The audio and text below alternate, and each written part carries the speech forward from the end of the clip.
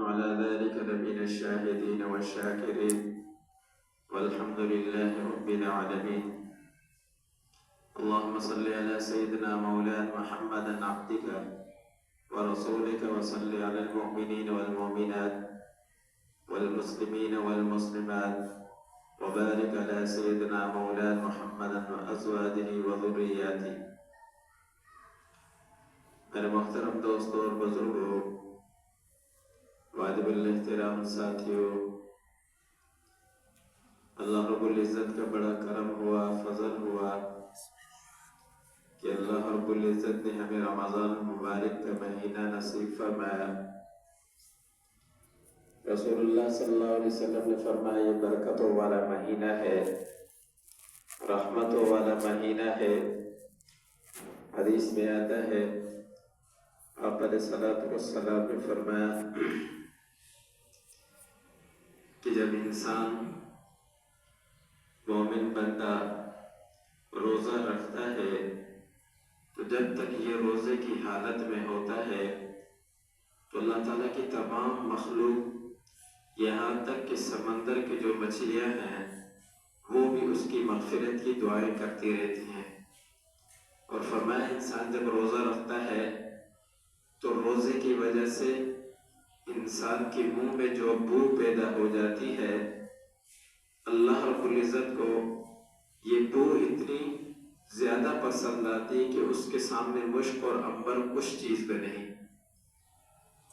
تو محترم دوستوں اور بزرگوں، اللہ کے نبی نے یہ بھی فرمایا جب یہ برکتوں والا مہینہ، عظمتوں والا مہینہ آتا ہے تو اللہ رب العزت جنت کے دروازوں کو کھول دیتے ہیں، جہنم کے دروازوں کو اللہ بند فرما دیتے ہیں، اور فرمایا شیاطین کو اللہ قید کر دیتے ہیں. فرشتوں کو اللہ حکم دیتے ہیں کہ اپنی تمام عبادات کو چھوڑ کر رمضان مبارک کے مہینے میں جاؤ، میرے بندوں کو دیکھو، اگر کوئی ذکر میں مشغول ہے، کوئی تلاوت قرآن میں مشغول ہے، کوئی روزے کی حالت میں ہے، کوئی تراویح میں کھڑا ہوا ہے، فرمایا جا کر ان کے لیے مغفرت کی دعا کرو اور ان سے جا کر مصافحہ کرو.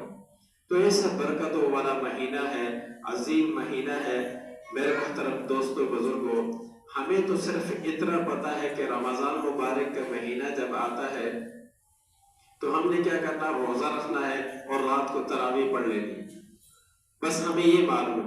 لیکن رسول اللہ صلی اللہ علیہ وسلم جب رجب کا چاند دیکھتے تو اس مہینے کے لیے دعا مانگا کرتے تھے کہ اللہ تو ہمیں رجب کے مہینے میں ہمارے لیے برکت دے، شعبان میں ہمارے لیے برکت دے، اور ہمیں رمضان مبارک کا مہینہ نصیب فرما دے.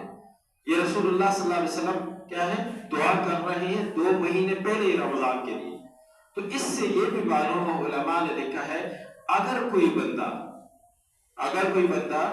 اپنے عمر میں اضافے کی دعا مانگتا ہے، اے اللہ تو میری عمر میں کیا کر دے، اضافہ کر دے. کیوں اضافہ کر دے؟ تاکہ میں کیا ہے تجھے راضی کر سکوں، میں دین کے کام کر سکوں، میں ایسی عبادات کر سکوں کہ جو تجھے راضی کرنے والی ہو. تو ایسی دعا مانگنا جائز ہے. ایسی دعا مانگنا کیا ہے، جائز ہے. لیکن ہمارے ہاں کیا ہوتا ہے، ہم تو اپنے عمر میں اضافے کے لیے دعا مانگے یا نہ مانگے، تھوڑی سی ہمیں کسی پریشانی نے گھیر لیا، تھوڑا ہمیں کسی پریشانی یا کوئی مصیبت ہم پر آ گئی، یا کوئی بیماری آ گئی، یا مالی حالات نے ہمیں پریشان کر دیا، تو ہم میں سے اکثر کی زبان پر یہ جملہ ہوتا ہے، یار اس زندگی سے تو موت اچھی ہے، اس زندگی سے موت اچھی ہے. بھائی کہاں موت اچھی ہے؟ موت کے لیے ہم نے کیا کیا ہوا ہے؟ آپ کو کیا معلوم ہے کہ یہاں اگر دنیا کے چھوٹے چھوٹے مصائب ہم پر آتے ہیں، پریشانیاں آتی ہیں، تو وہاں آگے کچھ بھی نہیں، وہاں کی پریشانیاں تو اور زیادہ پریشانیاں ہیں. وہاں اگر ہم نے تیاری کر کے نہ گئے تو وہاں تو اور زیادہ پریشانی ہے. اور اس پریشانی سے بچنا اصل کیا ہے، انسان کی کامیابی ہے. دنیا میں حالات آتے ہیں، پریشانی آگے وقتی طور پر تھوڑے دن کے لیے آتی ہے، ختم ہو جائے گی، اور اس پریشانی کو برداشت کرنے کی انسان میں ہمت بھی ہے. وہاں کی جو پریشانیاں ہیں وہ برداشت کرنے کے قابل نہیں ہے. حدیث میں آتا ہے آپ علیہ الصلوۃ والسلام نے فرمایا سب سے کم درجے کا جو عذاب ہے وہاں پر، سب سے کم درجے کا، تو وہ کیا ہے؟ آپ علیہ الصلوۃ والسلام نے جہنم کے 2 انگارے، جہنم کے 2 انگارے ایک انسان کے جوتوں میں رکھے جائیں گے، اور وہ جوتے کیا ہے؟ جوتوں کے اوپر انسان جب ان کو پہنے کا کھڑا ہوگا سزا کے طور پر، تو فرمایا ان کی اتنی تپش ہوگی کہ اس کے دماغ اندر کیا ہے؟ کھول رہا ہو۔ یہ سب سے کم درجے کا عذاب ہوگا۔